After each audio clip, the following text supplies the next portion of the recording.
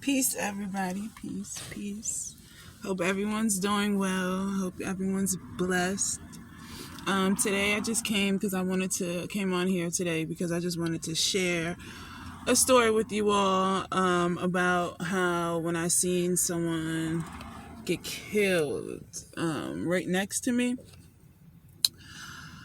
So it was actually on the job. I used to drive the bus, a shuttle bus, to a hospital or whatever. So I want you guys to imagine a driveway going into a parking garage. Okay.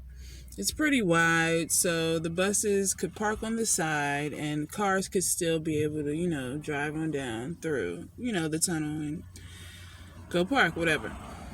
So this particular day, I was parked on the side. I got out my bus, went and stood on the side of the sidewalk. And as I was doing so, one of the, I guess you can kind of call him a manager, or, he managed, making sure that we were always on time, whatever. So he was out there with me. So, he was in his phone, I was in my phone. Neither one of us were paying each other any mind. One of our buses pulled up to the entrance of the driveway, but didn't turn down in the driveway. They stopped and let someone off the bus. Well, it wasn't odd because sometimes the buses sometimes the buses wouldn't come down there if it wasn't their time to leave and they seen that there was no space on the wall for them to sit. You would drop off your passengers and then go on around the hospital and find another spot somewhere. So, we were standing on the side. The person got off the bus. Well, when the person got off the bus and the driver took off, I looked up and I realized that it was my manager's son. So I didn't pay it any attention anymore because, it wasn't like it wasn't normal for him to come and see his dad at the job. So I continued scrolling down on my phone, minding my business, and all of a sudden I hear the father, my manager, who was my manager, asked his son, like, "What are you doing here? Why are you here? What's up?" And the son didn't respond, but where we were standing, there is a wall behind us where, like, you can kind of, like, lean on it or sit on it or whatever. And if you do sit on it, or if you stand on it, you'll be above the person that's standing on the sidewalk. Well, his son stood up on top of that, right behind his father.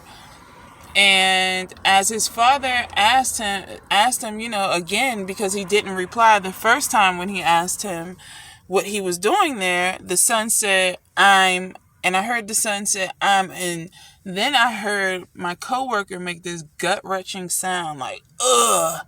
So I'm thinking that the first instinct I thought was, it sounded like he got punched in the stomach. So I'm thinking like the son either kicked him or punched him in the stomach. So as I'm turning around to look to see what's going on, I see all this blood shooting, squirting everywhere, okay? I'm like, oh shit, like, there's blood, like, there's some shit going, like, this shit is real. So the father tries to grab the son. The son stabs him again in the arm. And then the father hit his knees, who was my manager, hit his knees on the ground, on the pavement so hard, and he just fell back and was just staring into the air. At this point, my mind's racing. I'm calling his name. He's not responding. His son runs around the hospital somewhere, some old opposite way. There was one other driver that was parked on the side, so I go to her. I'm beating on her window of her bus. She's on the phone, and she's like, "What's going on? What's going on?" I'm telling her what's going on. And she comes out and she starts screaming when she sees his body laying there on the ground. Mind you, we are at a hospital, and this is at the entrance of the hospital. All this is taking place at the entrance of the hospital. And there was nobody around to help us. I couldn't figure out where the blood was coming from because his shirt was so soaked. There was no way I could tell where it was. Well, at least like 4 or 5 minutes go past finally. And I heard him take his last breath because I called his name and it's almost like he was trying to respond, and then he was like, and then that was just it. A woman who worked in the hospital, or a nurse, she seen what was going on, stopped her car, calls for help, tries to give him CPR, opens his shirt, try to see where the blood's coming from. Lo and behold, there's the tiniest cut in his neck, but it's right on his artery. She was trying to stop the bleeding. Finally, they came, got him, whatever. But of course, because I was there, I had to hang around because homicide wanted to talk to me. After seeing this, of course, I'm shaken up. I call into my manager. I tell my manager what just happened, blah, blah, blah. They shut the hospital down, that entrance where the incident happened. I remember sitting in the grass for a while, for about 40 minutes. Finally, the detectives and homicide came and picked me up, and all that good stuff. And had me questioned about everything. But my thing was, was so divinely protected at this point. Then I didn't realize how lucky I was. Like, his son could have came after me. From my understanding, he has issues. He was with some K2 mess or whatever. He's been messed up ever since he smoked that stuff or whatever. But that experience was, it was crazy. I went down to homicide, came from homicide, and then I ended up having to, someone else drove my bus back. My job wouldn't allow me to drive, obviously. One of my managers, she came and picked me up and from the hospital because I got to ride back to the hospital from homicide.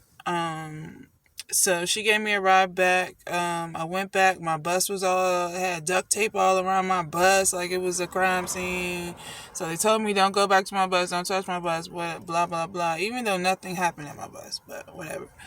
I went back to my job's yard.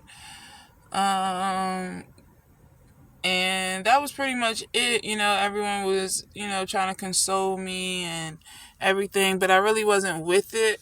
I really didn't care or feel the need for it.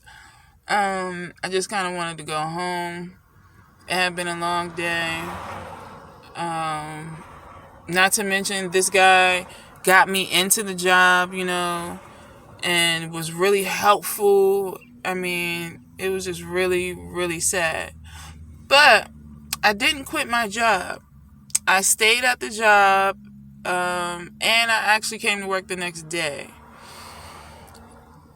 Why did I do this? Maybe because I wasn't really thinking, or this was my way of not sitting at home and thinking about it. I felt maybe if I sat still, I might think about it more. But then at the same time, when I was working, I did have eerie feelings, like every time I would drive down there or, just drive past it or still see the blood splatters on the ground outside where it happened at, but I still pushed and I still kept going. I never complained. Nothing, got counseling or anything like that. But I did witness the murder firsthand right next to me. And it was very sad. I'm a healer. I'm very good with healing myself. So that's what I've done. It feels good to talk about it. But I kind of want to know, what would you have done? Would you have left your job, or would you have stayed at the job? What would you have done? I stayed, still worked, never took off, didn't get counseling, and here I am. I no longer work for that company. Haven't worked for them for a couple years now, due to other reasons that we won't get into. But yeah. So, what would you guys do? Let me know in the comments. Would you have stayed at your job, if you've witnessed your coworker, whatever, get killed right next to you firsthand, or would you have quit? Let me know, guys. Peace, love, and light. Stay blessed.